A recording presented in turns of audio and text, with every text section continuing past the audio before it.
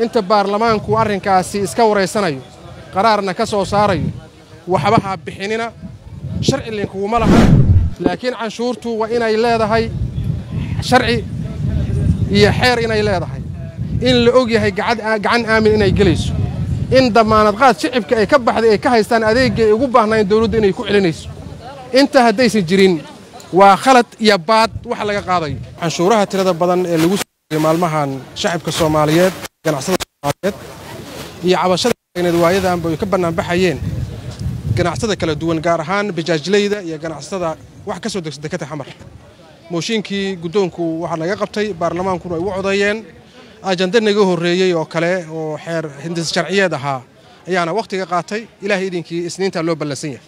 waxaan rabaa markii inaan ummadda Soomaaliyeed u cadeyno ganacsada Soomaaliyeed canshuur iyo xeer arrimo noocan markii la fulinayo waa inay yeeshaan sharci iyo xeer waxa ogsoontihiin oo dhamaanteen dhageyna ka wada qoyan dawladda dariska aanu nahay ee Kenya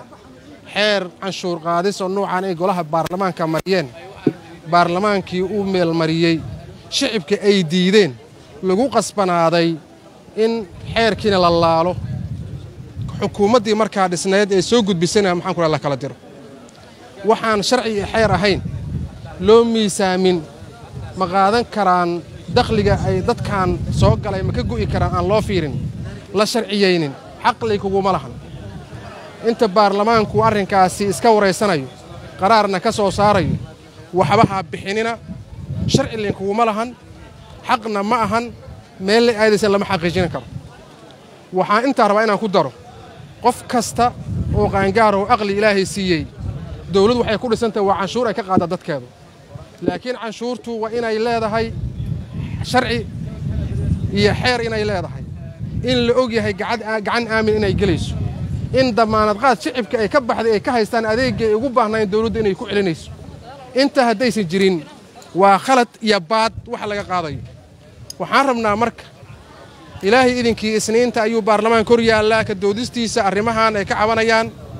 iyo sharci darrada iyo canshuurahan